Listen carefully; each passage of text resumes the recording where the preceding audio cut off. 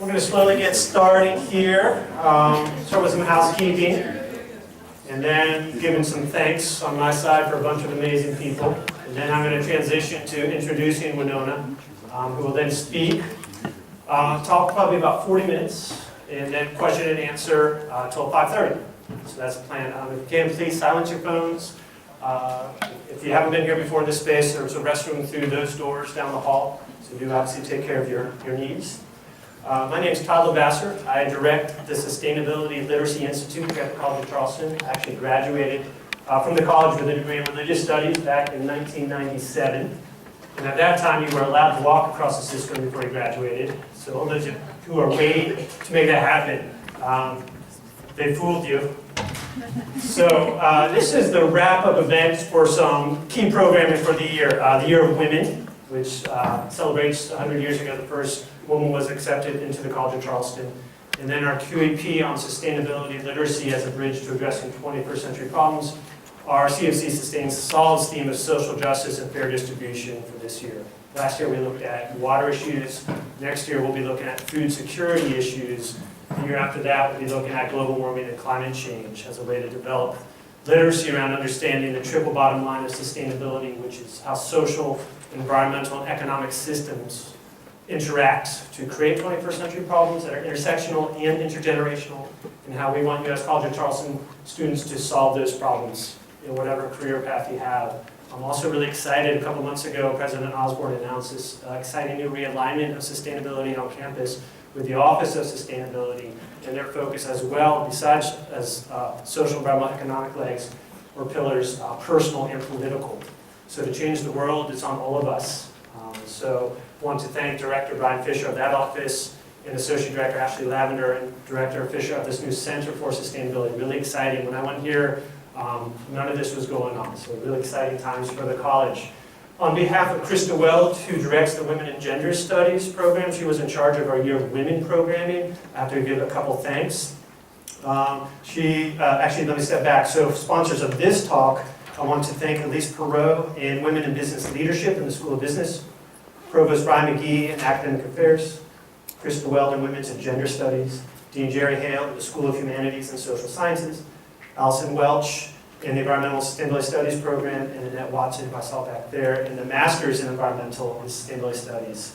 In the Sustainability Literacy Institute, this wraps up our programming. We started with Sustain Fest on the Cistern in August with Majora Carter, and so now we get to wrap up this year with Winona, LaDuke, two amazing big bookends to our theme of social justice, fair distribution. I want to thank Bert Calica, Allison Welch, Joey Van Arnhem, Dan Dickinson, Steve Jomay, Barry Stifel, Carolyn Foster, and behind the scenes, Connie Roden, who's my admin assistant, Allie Heath, Zach Stevens, Sean Dalton, and Sophia Zambrono up here for all the tabling and an outreach with events and for embodying the passion and strength of sustainability and the passion for making a more just world for all. So some behind the scenes thanks from me.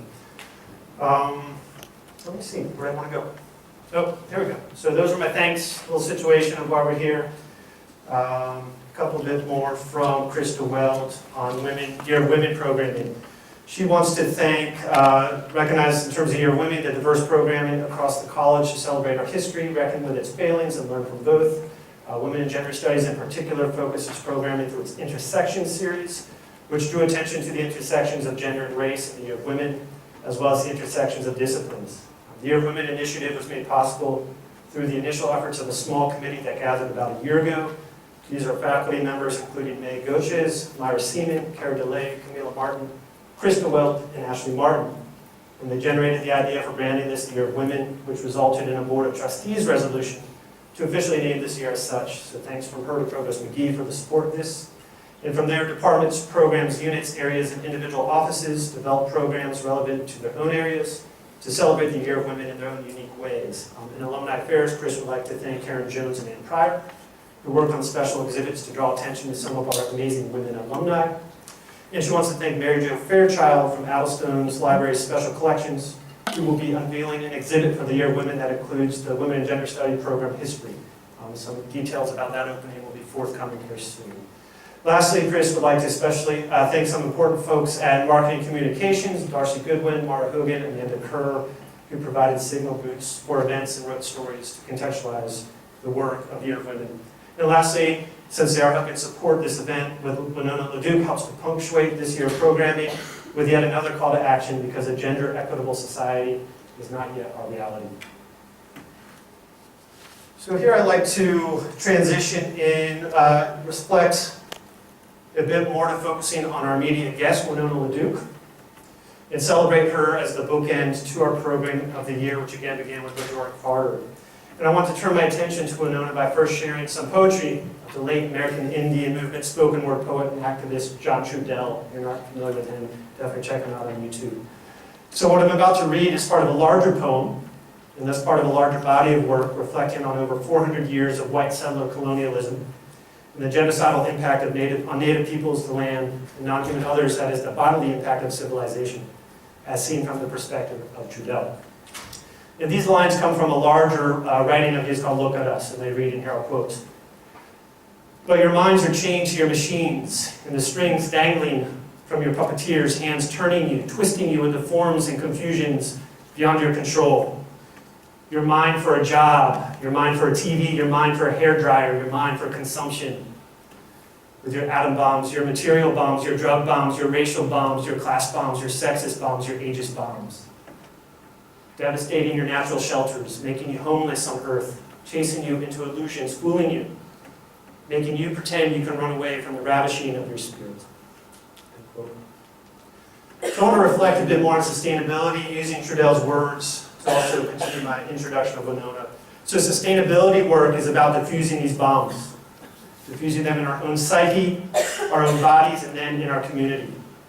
Diffusing them so the rest of the natural world doesn't suffer for our overconsumption and the chemicals we release into the global commons. Sustainability work is about coming home to our habitats, to our communities, to our spirits, however you understand spirit to be.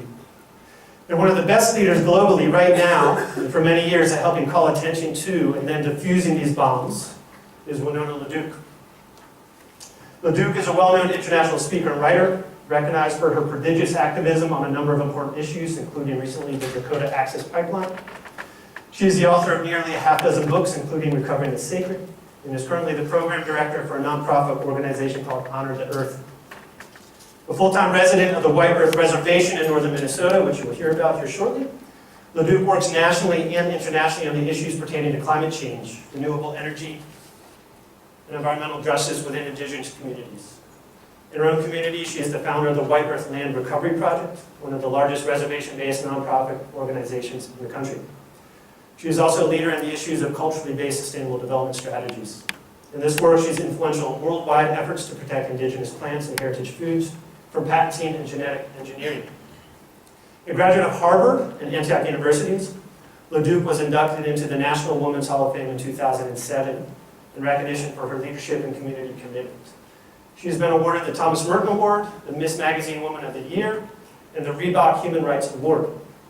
Her White Earth Land Recovery Project has also won awards, including the prestigious 2003 International Slow Food Award for Biodiversity, recognizing the organization's work to protect wild rice from patenting and genetic engineering. LaDuke is a former board member of Greenpeace USA and is presently an advisory board member for the Trust for Public Lands Native Lands Program, as well as a board member of the Christensen Fund. She twice ran for Vice President of the United States as the running mate of Ralph Nader, representing the Green Party.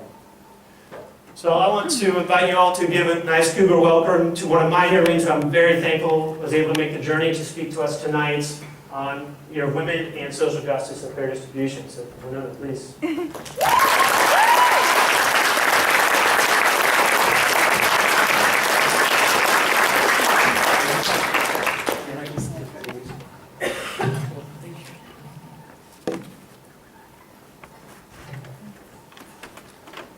This is always a tricky thing here, huh?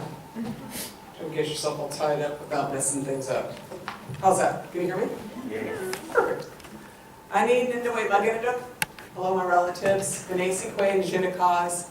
Mapwa and Dodale. Gobabani Kawa, Ishkana Getting in Dunchba. Which, thank you very much for the honor of being here with you today. I'm from the White Earth Reservation in northern Minnesota, which is what I said, which is, y'all know where Minnesota is? Very good. I'm kind of between Bemidji and Fargo. I have 7 big Anishinaabe reservations, and I wanted to acknowledge the Yamasee people, the Catawba, Nadista, the other people that are from this area, indigenous to here, who are of this land, and thank them for allowing me to be in their territory.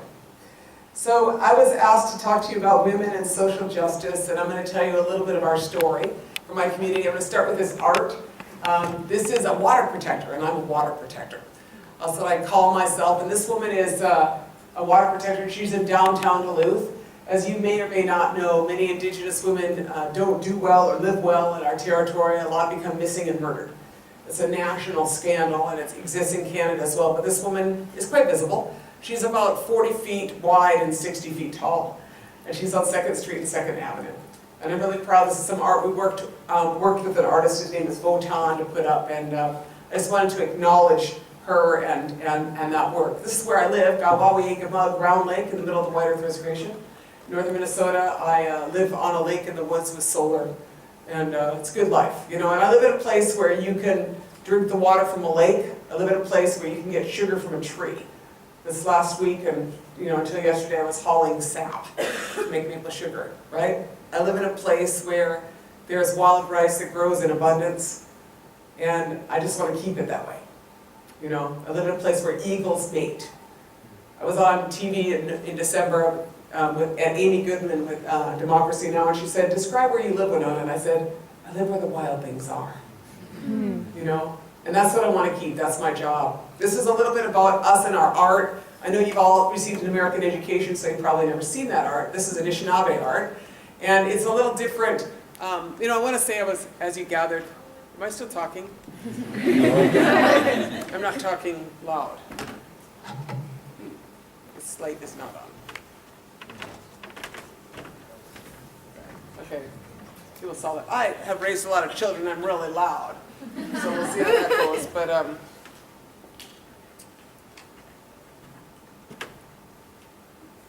don't know. Biology professors in here, Okay, I'm going to come to the front and see how I do. Okay, for a little while. Did I mention that I've raised about 3 biological children, but I'm up to about 8 now? Can you hear me okay if I talk loud?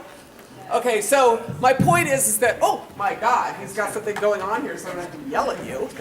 Okay, how's that? Oh my God. Okay, so I was an undergraduate at Harvard, I think as you got from my resume, and if you wanted to study the art from Europe, you went to the Fine Arts Department. If you wanted to study indigenous art, you went to anthropology. And so part of what I'm saying is that there's possibly different worldviews in the world, and you guys have a probably pretty expensive education. It'd be great if you had a little bit of a multicultural worldview by the time you got out of here. I also want to say is that, this is a totally different worldview that is reflected in our art. This piece is called "We Are All in the Same Boat."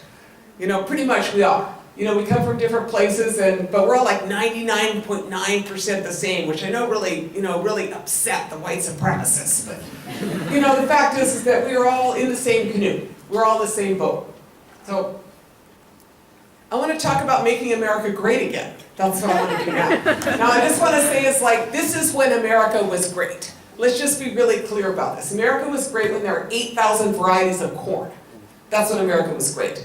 Incredible agro-biodiversity. And I want to say that those varieties, like corn doesn't exist in nature. Y'all know this, or maybe you don't. But corn doesn't exist in nature. In nature it's called teosinte, which is kind of like a grass. And it's like this fusion of beautiful humans and beautiful nature to make 8,000 varieties. And that's pretty cool. And I just want to point that out because none of those varieties was made by Monsanto and Syngenta. All of those varieties were basically made by indigenous people, of course, because it's from the Western Hemisphere, but the people who selected those seeds were women. Why? Because women usually work in the gardens, and because when you're selecting seeds and picking seeds, if you're cooking it, preparing it, and storing it, you know what's good and what's not. We select the seeds. And so I just want to say that's when America was great, is when there was tremendous agro-biodiversity. America was great when there were 50 million buffalo. Single largest migratory herd in the world, changing ecosystems. Those buffalo lived on 250 different species of grass. Tremendous biodiversity. That prairie grass, the different varieties of prairie grass. Like, I don't know if any of you ever seen a buffalo, but in the wintertime, like a cow will flee from a storm, a buffalo will walk into it. And buffalo with their big heads, they do this like corkscrew thing, and they go down and they graze in the middle of winter. You know, so in the same area where there were once 50 million buffalo, there are today 28 million cattle. Same, you know, kind of like, fauna on the land, but those cattle require an entire fossil fuels economy to support them. They require being fed, they require being watered, they require grain, they get finished up. Y'all know what I'm saying. So what I'm saying is, like, that's what America is great, and I want you to kind of allow yourself to rethink and to say, like, what if we did this? How do we have a post-carbon economy? That's kind of the question we're going to ask today. How do we create something that we can live with, all of us? You know, 50 million buffalo go. America was great when passenger pigeons blackened the sky. That's when America was great. America was great when you could drink the water from every creek and river. America was great when there was food in abundance. That's when America was great. So I just want to say that. I want to say that. And I also want to say is that I didn't forget that. Most Americans have a really good case of historical amnesia. That's the nature of being American. You don't live in the same place as your parents or your grandparents. There's this transition that exists in this America. And that's just the way it is. People don't know history in this country. It's not well taught. And it's certainly, you know, we have a good case of historic amnesia. We also have something called ecological amnesia. And I don't have that. And what I mean by ecological amnesia is, like, sometimes there's this place where, you know, they used to have fishing there. You know what I'm saying? Or there used to be maple trees there. Or they used to be able to have wild rice there. And I not only remember that, I want to keep it. Or I want it back. You know, that to me, I just want to, you know, I want to say that and I want to think about what that means. This is some wild rice in our territory. This is Nana Boujou, you know, who is one of our the original half human and half spirit being. Also he is. And that's his grandmother, Nokomis, and she's a human. She's in the middle of our wild rice. And this is kind of the beginning of the transition. You know, I'm going to talk about some of the present issues we face today, but